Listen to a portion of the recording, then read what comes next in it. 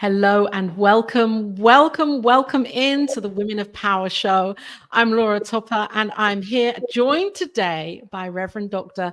Melissa Higginbotham. Welcome, Dr. Missy, as I know you, and you are so, you're known as that. So is that okay if I call you Dr. Missy? Thumbs up there. Yeah, yes. Welcome to the show today. It's so great to be here with you. Likewise. This is nice. It's like having a nice chat with a good friend. Oh, that's lovely.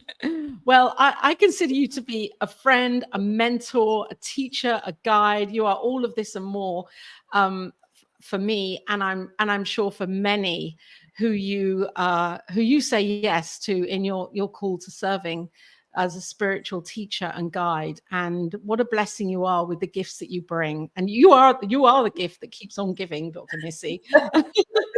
Thank you. So welcome to if you're here joining us today, welcome into the Women of Power show. This show is always an organic conversation with an inspirational guest, and Dr. Missy is an inspirational guest, the Director of Education for Emerson Institute. Dr. Missy also teaches and develops curricula for Emerson Institute and given that up, we'll talk about that actually, that you're not any at this time editing the newsletter, although it's something that you've done for a while. Dr. Missy, and I can attest to this, you have a broad esoteric study background covering new thought and mysticism, shamanism, drumming, herbal and plant medicines, aromatherapy, crystal healing, colorpuncture, Reiki, sound healing, hermetic practices, and a variety of many other spiritual and energy healing practices. You are a cornucopia of spirituality. I mean, it's incredible the knowledge that you have, and you are a labyrinth facilitator, and you belong to the Labyrinth Society and the Sound Healers Association, and you earned your BA in music from California State University and a Master's of Science in Logistics from the USAF Institute of Technology. You have your doctorate in spiritual studies and in religious studies from Emerson Institute, and a Doctor of Divinity. Dr. Missy, you're a lifelong learner, aren't you? You continue to learn and grow and expand, and in your spare time. Let's talk about that for a minute. You read, garden, bake bread. Oh my gosh. And you're married to David, who really supports you and travels with you, not just physically, on your astral journeys, I'm sure, and supports you with all of the great work that you are doing for humanity right now, for all of life right now. Dr. Missy, welcome to the Women of Power show. We were a family that loved to read. We lived out in the country, 13, 14 miles from town on a farm. And my parents always said, don't expect people to entertain you. So you always took a book with you. And at Christmas time, we didn't have a lot of money. So the parents and my older sister, Kathleen, they would go to a used bookstore. And so we'd get, and they get these, 10 for $1. And it was cheaper in those days. And we'd have all these books under the Christmas tree. And so in the afternoon, that's what you did after you had, our big meal was kind of breakfast. Mom would make a baked ham, and she would have like Danish pastries, and there's this tomato drink that was sort of like Bloody Mary mix, but she made it herself with lots of stuff, and she would heat it up, and she says it takes away the phlegm in the morning, so we would drink this special drink, no alcohol. It was just tomatoey, and then the grandparents would come over, and we'd have breakfast, and scrambled eggs also. We'd have breakfast, and then we'd read in the afternoon. We'd nap and read, and my parents at nighttime during dinner time, they would ask questions. We had maps on the walls of like, Mm. and so Dad would ask geography questions, and we if whatever came up in the news, they would ask us questions, and my older sister had developed a game called 2-3, and she would say let's say like Leonardo da Vinci, and we had to say, well, he's an Italian, he's an artist, and like Mona Lisa or something. You know, we had to and if it was like Mark Twain, okay, American writer, Huck Finn. You know, we had to know. And so that's how we kind of learned. That was kind of our home education outside of school, and so learning, my parents were really supportive of the learning. And not so much of the grades. They said it was better to be a whole person than it was to be just focused on getting A's. You know, they would rather have someone that was well versed in a lot of things. So it was almost in the old-fashioned way where they would do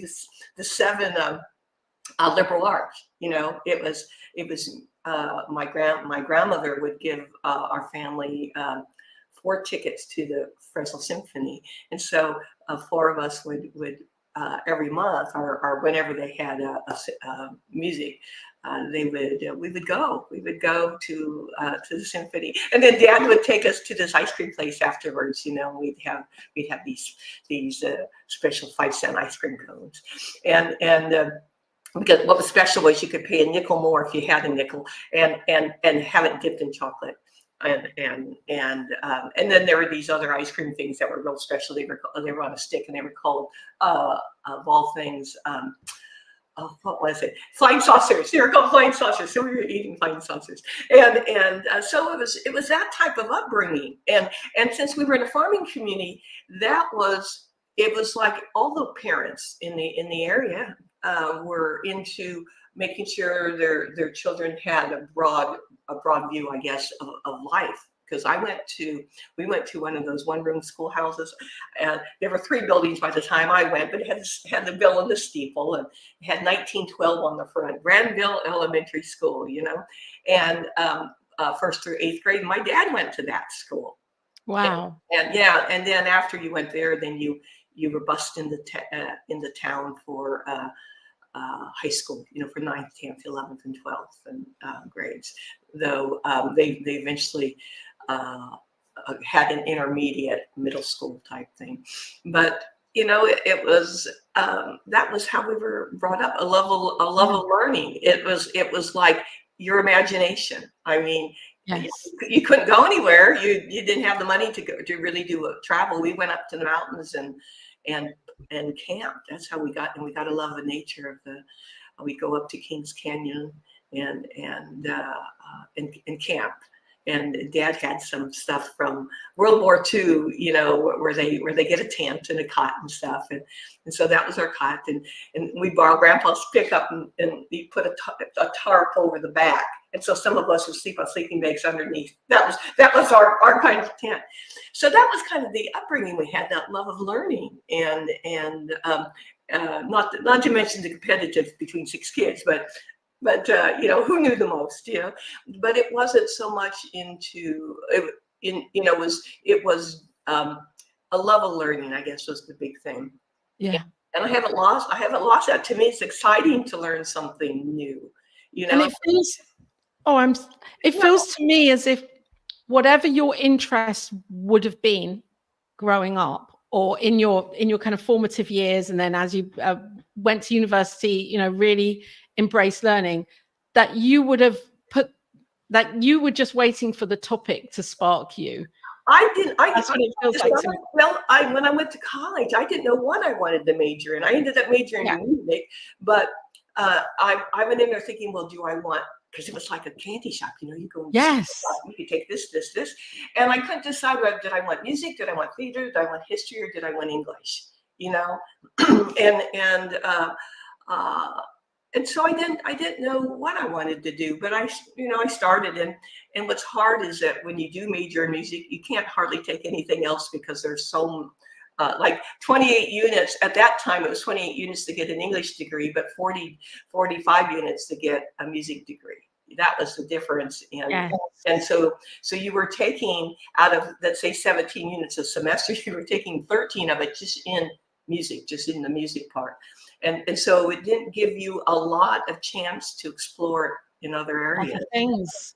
Yeah. And so why music? What was it about music that you thought, I've got to learn more, I've got to know more? Well, I always wanted to be a singer. Yes, that time. And it was interesting because I had a lyric coloratura voice, and it sound and in my mind's eye it had this warmth to it, right? But when I listened to it on tape, it sounded just pure sound, like a crystal bowl kind of sound, and which is fine for sound healing.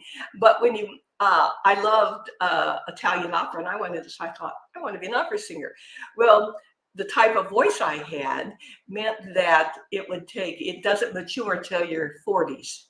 And here I am, 20 years old, and I'm there saying, so I'm going to have to spend 20 years in repertoire and just doing the same thing day after day after day. So when I started going back for my master's in voice, and I was doing this kids group in dinner theater, and I was doing some vocal directing in a local dinner theater. All of a sudden I thought, I can't see myself doing this.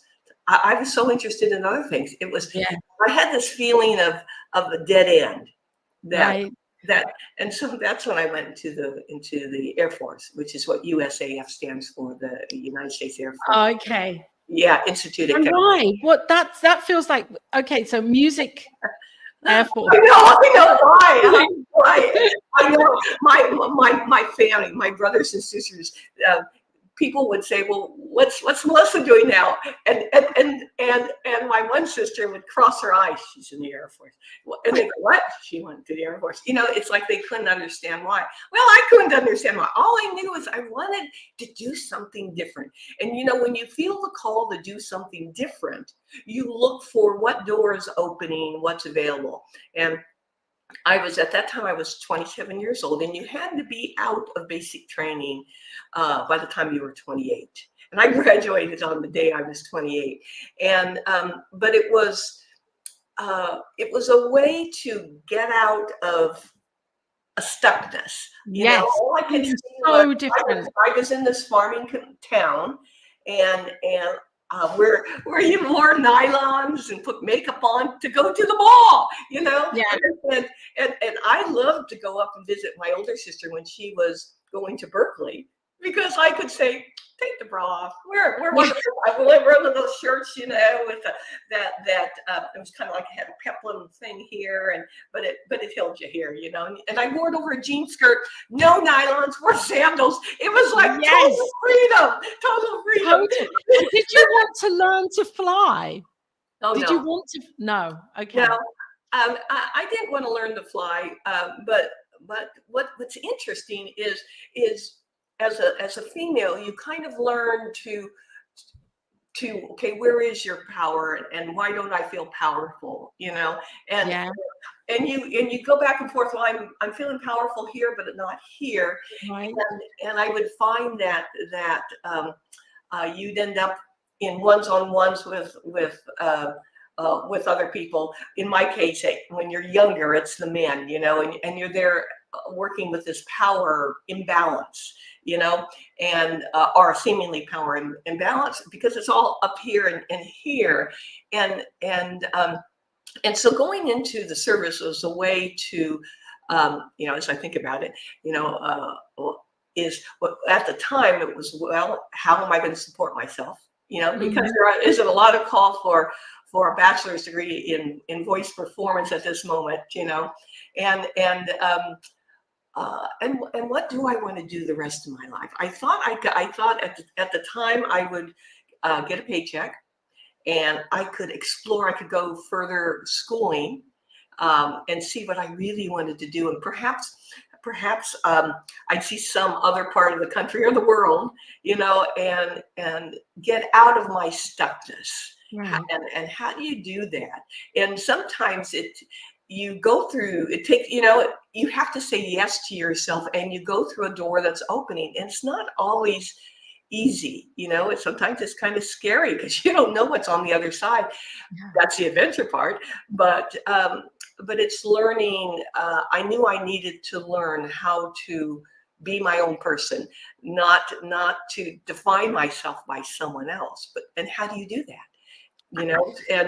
And so I got lots of opportunities and challenges to do that, and to react differently, perhaps respond to life differently, and how to take on power, and understand that power is all about not only empowering yourself but empowering others, because it's one of the things that you do, and it's always in there, is you don't always take credit. It's not you. You may have started the ball rolling, but it's not you that's doing everything. So you have to learn to celebrate others. You have to learn to hold the door for others so they can walk through it. And I had a dream one time, well, kind of a thought, that if it was my time to leave the planet, and I looked back at the people I could have helped, I had an opportunity and was able to help. There's a difference between wanting to help and being able to help, and I didn't, and I made a choice not to, and you learn too that when you help others, eventually it comes around. You may not, maybe it won't be this lifetime, there's always, because there's always takers. But the thing is that when you give out of a sense of knowing it's the right thing. And if you have something to give, you have more than enough, then why not share it? Yes. Why not share it? Because it's going to light someone else's pathway, and it's going to open up doorways that you don't know. And if anything, it's going to help you open your own heart. And that's the thing I've been working on a long time, is what is the feeling of love? What is the feeling of the total encompassing feeling of love? Because sometimes we get this feeling and we just, we want to go hug someone because we know we're in that energy of love. But at the same time, when you read the literature and love with all your heart, mind, soul, and body, what is that? So that's kind of what I've been contemplating the last couple of weeks, and probably through the Christmas season, is how does one expand within, into, with, for, and as the light, and then knowing that the love energy is the essence of the universe, is the divine, and no matter what we call it, and so how would it feel like to be totally suffused by that light?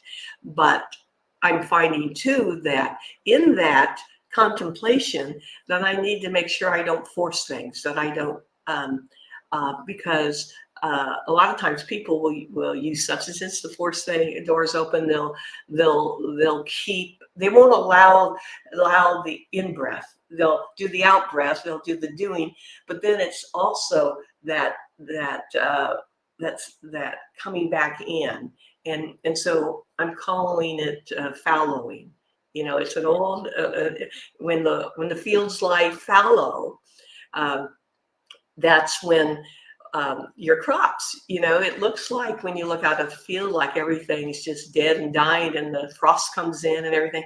But you let the fields lie fallow, so you don't do anything with it. You leave them undisturbed, so that down within, the root systems are growing down within. And for us, it would be within ourselves and down to the very bottoms of our feet, our soul, our totality of self, that there are things happening. And we need to be open and receptive and surrender to that knowing, sir. And that's a hard thing to do, is understanding about that surrender to that light, to that feeling, to that allowing, is an act of power. And it's hard. I'm finding, I was there, I got so into this needed to be done, this needed to be done, this needed to be done, that it almost felt like, oh my God, am I addicted to getting things done? Well, And we all are on some level, aren't we?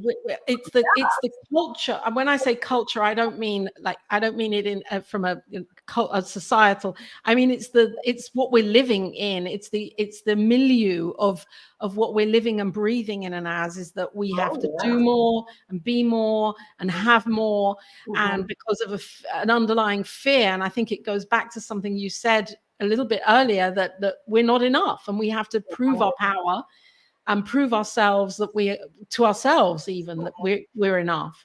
yeah. And I'm interested, Dr. Missy, because there must have been a shift within you of what power means, what power meant to be in the Air Force and living a life where you were in obviously a very strict daily routine, and being told, you have to do this at that point. And it must have been quite physical as well, with training. And then to discover what was it that shifted within you of, well, power is not something outside of me, it's something that I'm discovering within. And that would have been, I'm assuming, your spiritual journey, your spiritual voyage of opening to that. What shifted that for you? Well, I can remember being at Carswell Air Force Base, and I was in charge of vehicle maintenance, and they had never had a female in charge before, and so all these guys, there were some of them that decided to not always be working all the time. They would just be they would take longer breaks and stuff, and so I just observed for about 2 weeks, because you never go in and sweep things clean.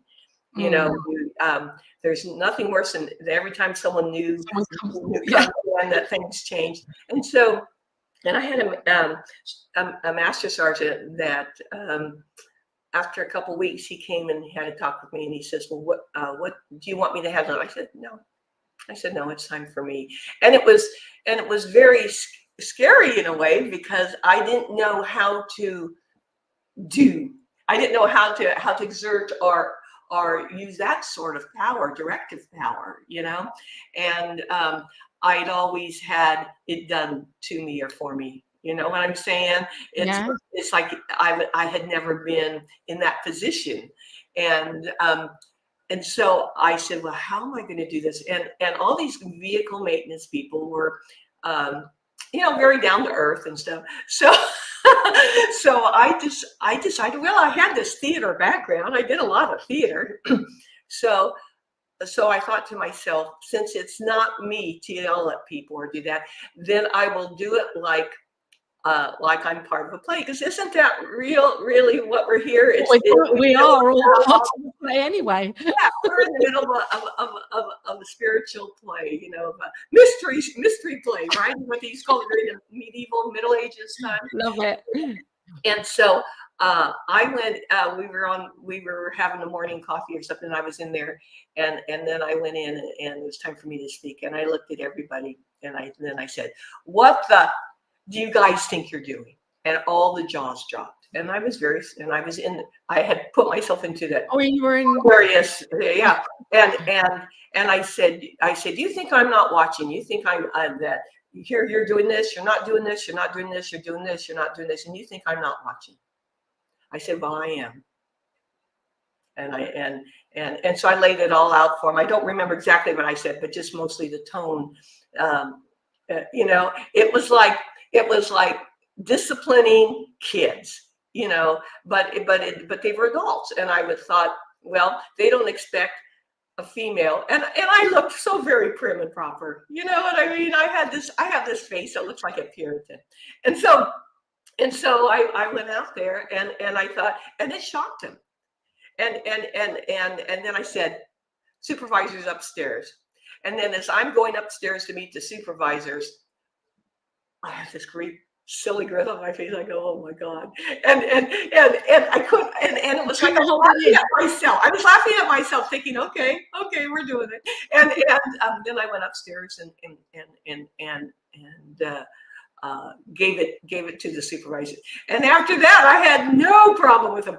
And even a year later, I had this officer come down from my colonel's office saying, it was his aide, and it was saying, what was it? No, it was his exact.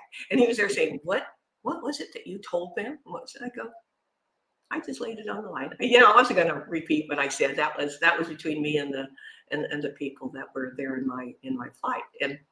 And so that was my first step into how to use power, but how to use a different directive power. But I wasn't hurting anybody. I was just saying, hey, wake up, you guys. I'm no dumbass.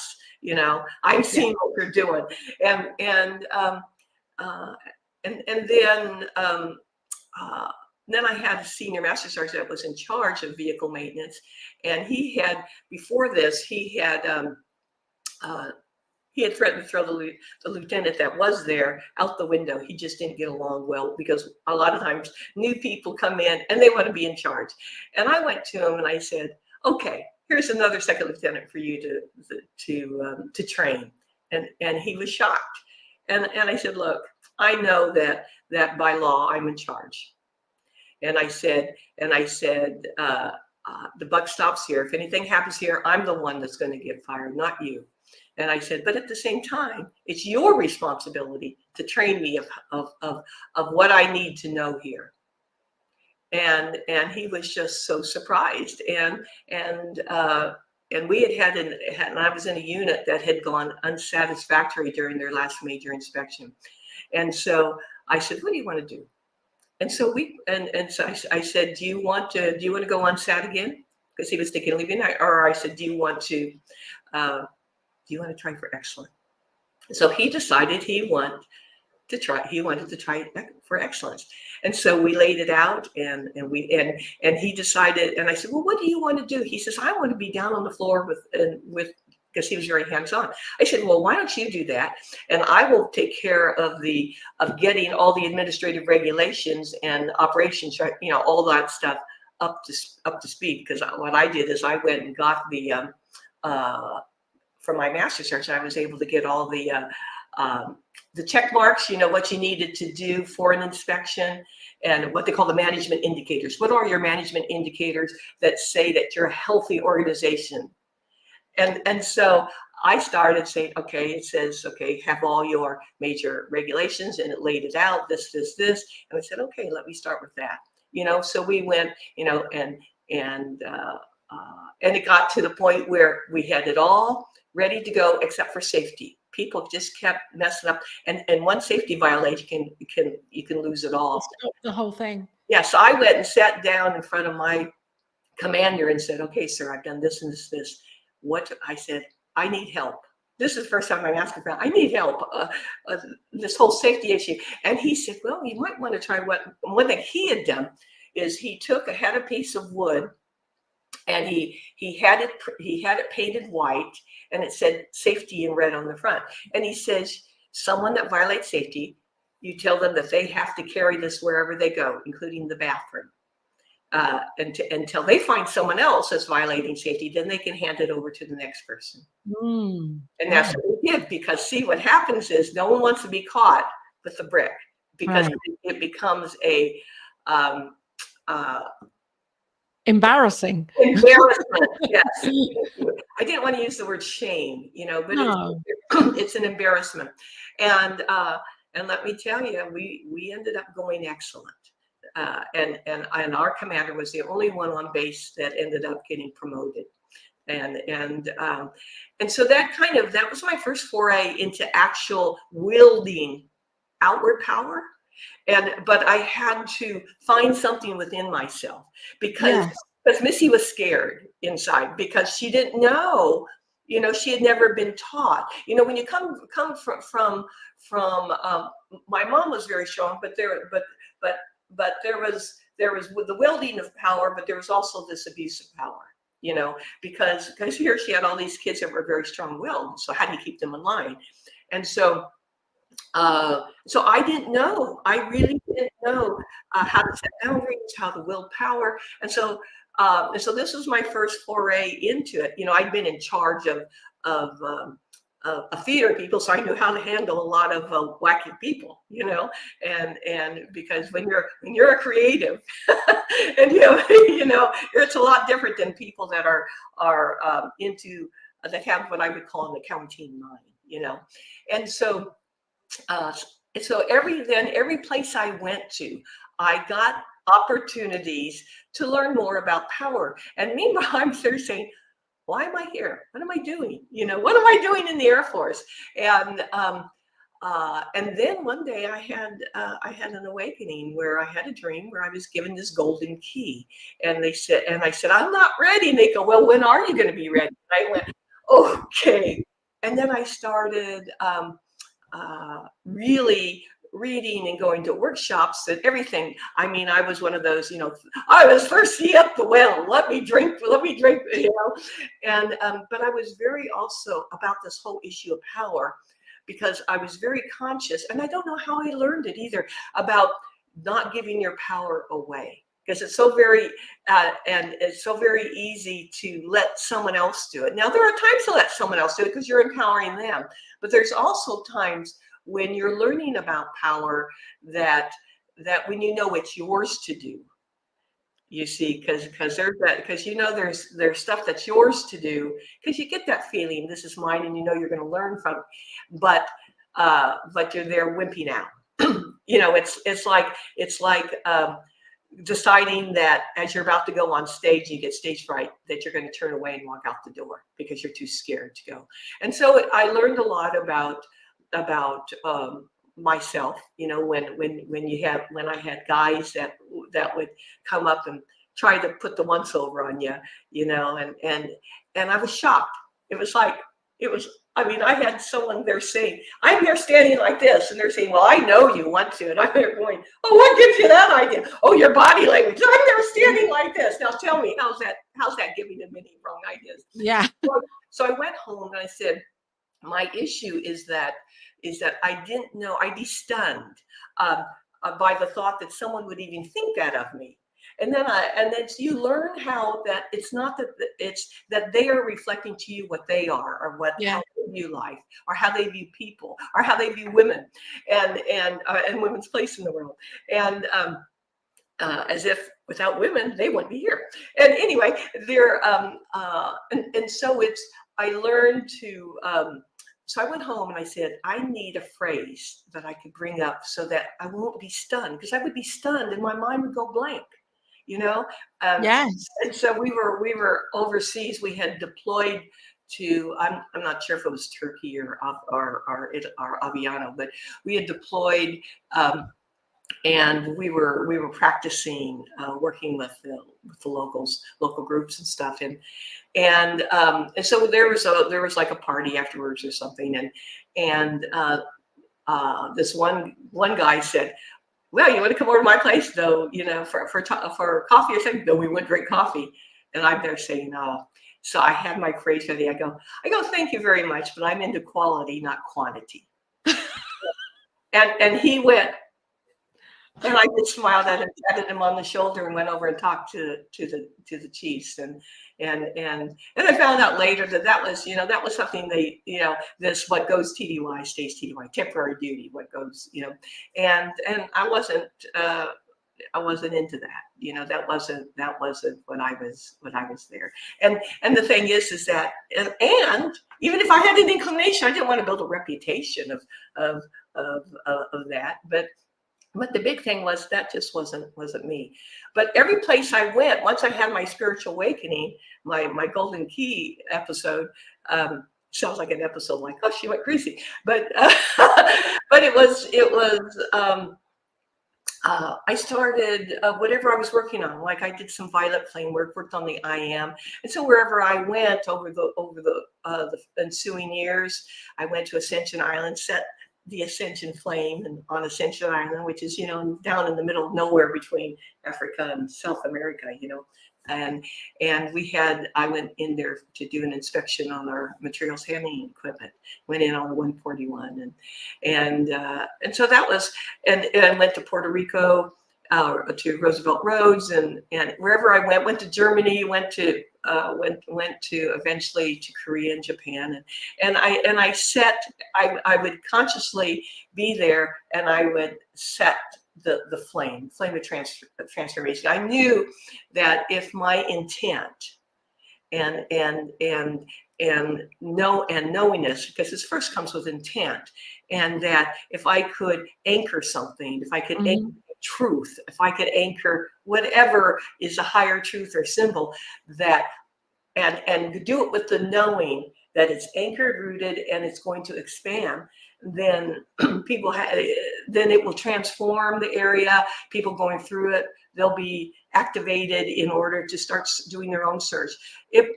And so I would do things like that wherever I went. And as I learned, that was my own practice field, because I didn't really have any teachers. I love when people say, "This has been my teacher for 20 years," and "This has been and it's like, "This is my teacher for a weekend." "This is my teacher for one day, 2 hours," because I got a lot of my training in the dream time. And so it's. And you must have been so open and ready for that kind of transformative change for your own life, because I'm hearing that you were kind of checking off, well, what does power mean for me? And you were being given so many experiences in so many different ways to unravel the meaning of power. And what goes with power too.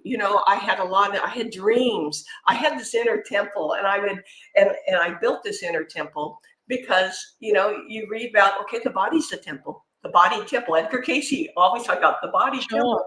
So how does, and what's in the temple is the divine. That's, you go to the temple to find divine. So therefore I have this divine spark here. That's where it is. And I built a temple to house the spark.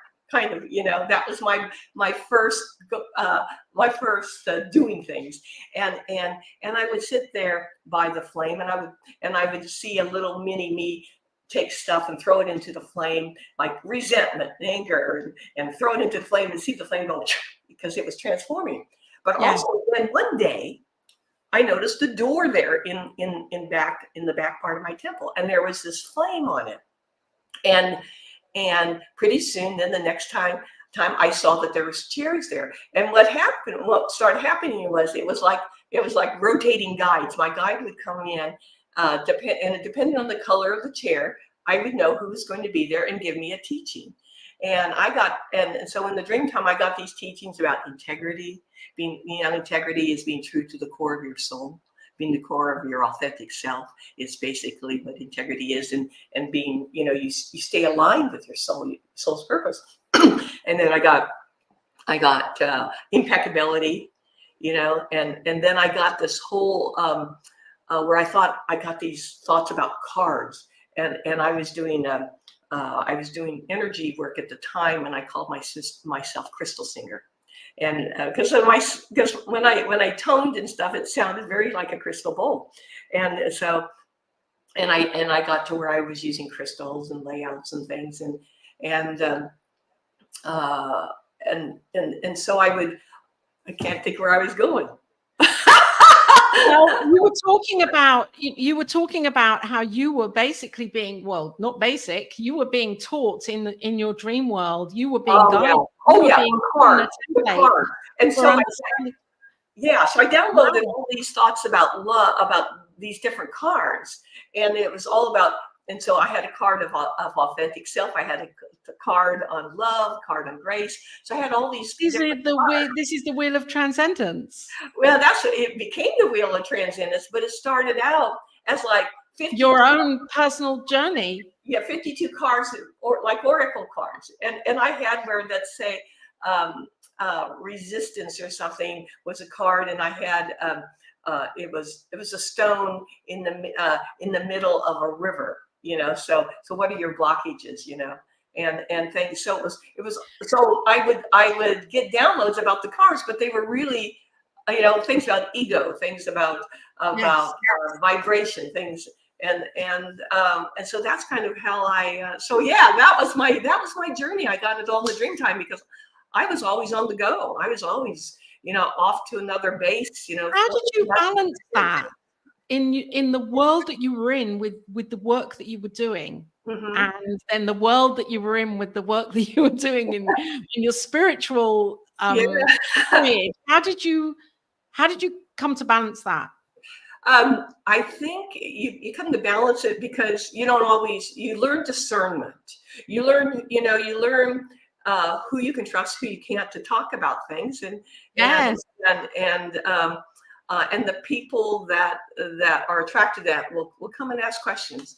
But because I had a couple when I was in Spain, a couple of guys that came in, and I ended up giving away Catherine Ponder's Prospering Power of Love to them, because I had copies, and I would pass them out as I run around the world for people that were interested.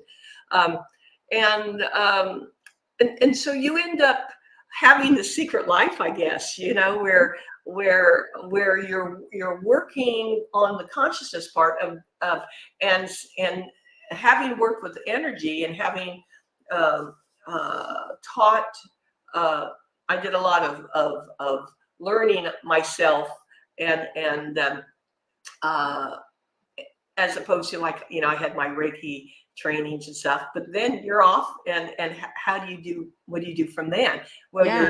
you're still working on consciousness and understanding it's all energy, it's all consciousness. It no matter what name it is, you see.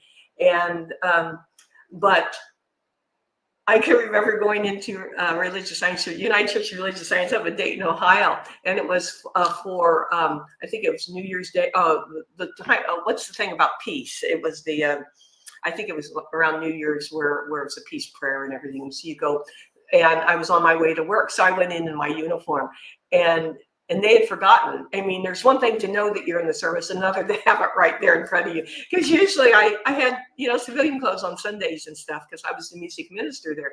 Here I went in, and I was there at the time. I was the captain. I was there in my captain's uniform, and people were a little, I got that look, we're shocked. It was okay, but it was they had forgotten, but it's just understanding that your journey is your journey. It's nothing to, and there were several people at the church. We'd meet every Monday. There were like 3 women, and we started having meditation things on Mondays, and we'd work with energy. And one of the ladies, she came from a spiritualist background, where she ended up being a religious science practitioner later on, but her background was spiritualist, so she was very open to that, and we would have, and so we would just talk and work on things, and we'd all get dreams or something, so we'd say, well, this is what I'm getting, or this is the feeling I'm getting, and I had angel experiences, so I was working a lot with angelic energies. I would ask my guides, because I was reading everything. I was reading on dreams, and I was reading on you name it. I ended up with, it was a 1,600 book library, which later on I ended up giving it away during a period of time where I had to really downsize. But I consider myself a way shower. It was like, it's not always mine to do or to teach, but I can say, you might want to go talk to that person. You might want to go talk or read this book. And you've been brought up to do that. I mean, from how you shared in the beginning, and how your parents pulled that out of you with your siblings at the table. That's been ingrained in you to share and to have facts and a knowledge on so many different things, so many different topics, so many different aspects of spirituality. Is that why you, or what happened when then, let's just jump forwards a little bit further, when you maybe felt I need to do this full time, and to now be, director of education at Emerson Institute, where you really are, way showing in a way that is absolutely in a formal way, and in service like this? Well, it's I guess I've always, when I left Ohio for South Carolina, I left because I started getting a following, and I didn't know how to really. I was working on understanding that the teacher is not the point of power.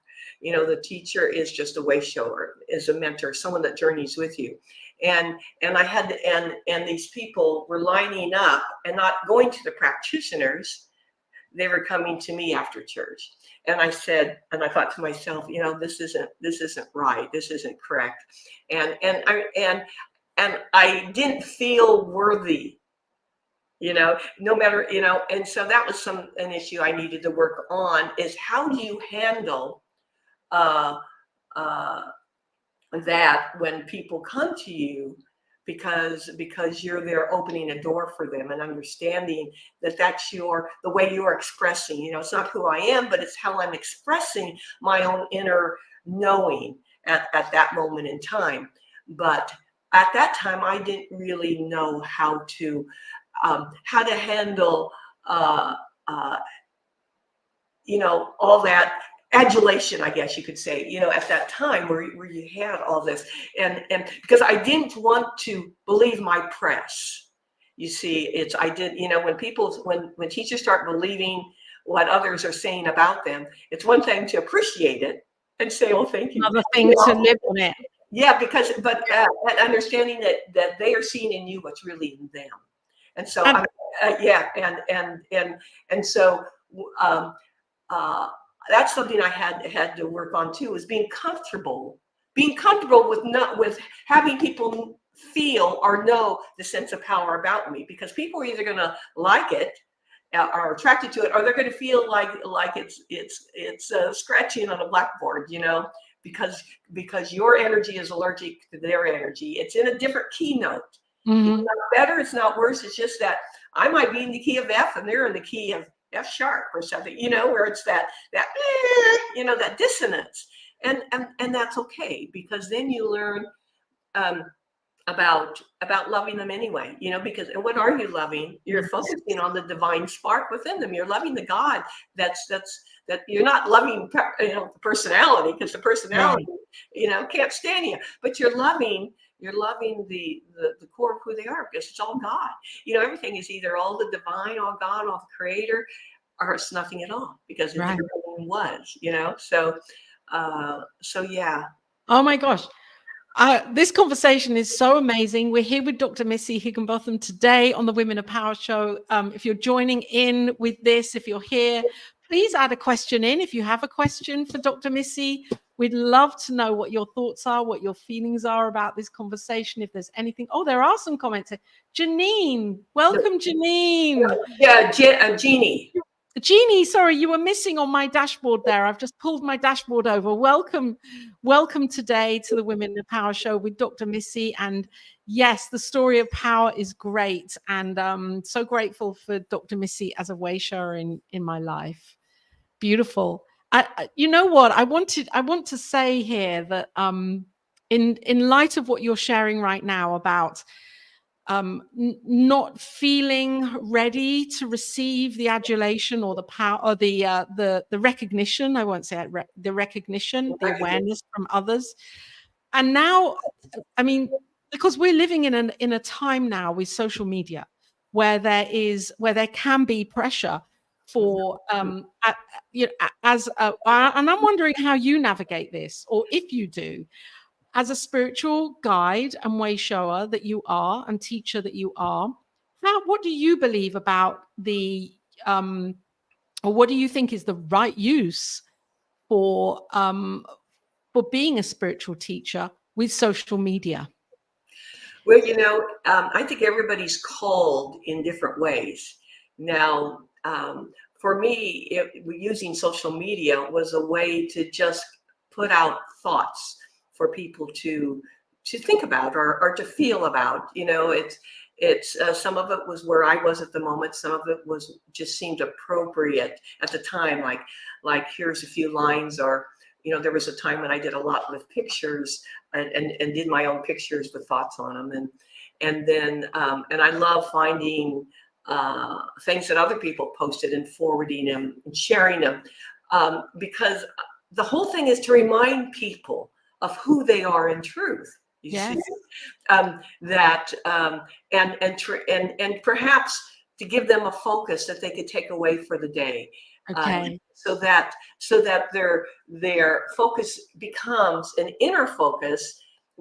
Because there's a whole thing about balance, or I like to say harmony, because you're harmonizing your outside and your inside life, and they shouldn't be separate. Your inside life is how you express through whatever you're doing in your external life. Sure. So if I go to the grocery store, I am taking who and what I am in truth, and I am informing the field. Right. I am light carries information, you see. So the more divine light with that divine information that I can hold, then if someone passes me in the baking aisle, you know, and I'm looking for sugar, and they're passing me, they're going right through my energy field. Yes. And I had a teacher, one of those weekend teacher things, but it was a really good, because he came for 3 different workshops. But he told me, he says, one day you can get so clear in your energy field that people can get healed by walking through it. And I thought at that I time, love that you've said that. I want to do that, you know. And for me, it's also, it's about being conscious of where I walk. When I see people walking towards me, I make a choice always. Do I really want to walk? Do I want to walk this way or that way, or in between them if they're 2 people and they're kind of, you know, apart from each other? It's really interesting, that, isn't it? How we can, our energy does go before us, and other people's energy goes before them as well when we're walking into their energy. Yes.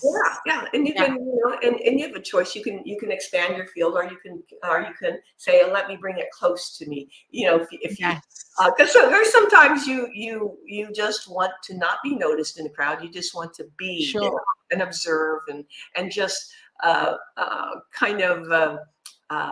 It's like, oh, let me emanate kindness, you know. And my husband's very good at being kind, and he's taught me so much about being kind. So it's being aware of your thoughts and being aware of your feelings, because feelings are such a motive power of your thoughts. And then you become, because you see, when they talk about prayer is everything, you see. It's not that now I'm going to pray, I'm going to God. It's who you are is a living prayer. Who you be is a living prayer. And so your thoughts, your feelings then become what you're praying. All right, setting an intention for it. So I had a reading one time, and I was told that I needed to be very careful of what I said and what I thought, because people would take that as truth, you know, especially because when you start being the authentic self, you start being real. It's very powerful. And that's where people can find their power, you know, and women can find their power is what is being one with their authentic self. Who am I? But it's not what I do, but who am I? You know, and can I be that? And it doesn't mean that you don't express your things, yourself. You don't express your personality in ways maybe that. Like, I'm not a real party goer, but it's fun for about half an hour, and then I need to get out of there because too many people. You know, it's like getting overstimulated with all this energy, because as an empath and the way I process energy, I'm you know, you're feeling this or that, and it's like after a while you just need to go into a corner and have a cup of tea and read a book. You know, you need to recharge. Everybody operates differently in how their energy cycles through them, for them, with them, and as them, and it's just and that's where your point of power is. It's here, and it's when you, one of the most powerful things is if you have a fear, is what's the worst thing that can happen, and being okay with the worst thing that could happen. That's such a good question to ask, isn't it? Yeah. What is the worst thing? Because it's can be so easy to get into a loop of fear. It is. And I've been where my whole, I know I'm, you know, but and I called a friend one time that I thought someone was breaking into my house into my property and stuff, and someone was, but something scared them away too. And I thought that was interesting. I have no idea who or what, but I figured it was my divine team. But I was there on the floor. The back door to my kitchen was broken, and I took this heavy hutch that was on wheels and moved it across the door. And I called a friend of mine, and I said, look, I said, I know I'm always safe, but my body doesn't know that. And my body was doing this. And so it was just letting it feel, because there was stuck energy. There was that fear, and it needed to come up and out and out of the cells of the body. But I had to walk through it, because otherwise the fear captures you. You've given your power away to that fear, and the fear, you see, is an energy idea. Right. Because you have it's an idea of what could happen, but it hasn't happened yet. So you're in the future. And a lot of times that fear is based on what has happened, and you're in the past. So you need to be in the present moment. And it's not easy, like, okay, how do I do that? And a lot of it is just breathing. I'll get real tight and I'll start breathing. And sometimes I have to go just because it feels like everything. I need that to sort of like go like this, yeah. And so you find your ways. You find and other people might have ideas but it's understanding what fits or feels right for you. And that's really important, isn't it? Because we each have our own different ways of responding, of our own different set of tools and exercises, spiritual practices. No two people are the same with what we're doing on a daily basis with spiritual routine. And that's the bit that I love, to find my own way and not feel that I have to do it this way because someone is saying doing it this way. It's like, no, I'm going to find my own Laura style here. It's like I was talking to a person the other day, and we were talking about a book that she was doing for class, and it had given some exercises, and I told her, I said, you don't have to do it exactly as that person. I said, that person is doing it how he has been trained based on his background, and it had to do with the flow of energy of spirits within. And I like to go spirit above me, spirit below me. And this book was called Spirit Below Me, Spirit Above Me. And I said, but this guy is very into being into the fairy and the nature stuff. So he's going to go down first, and I like to go up and then anchor that down. And he went behind, spirit behind me, and spirit there for the ancestors or what's in the past, and spirit above in front of me. I like to go in front of me and back me. It just feels more natural than to my right, to my left, and then back to center. And everything radiates out and informing the field. And so you're in this essentially your own soul capsule, but you've anchored it, and now you're in what we call the sphere of creation. You can say, "Let there be light," or "All is well." There is I am light, I am stillness itself, I am peace.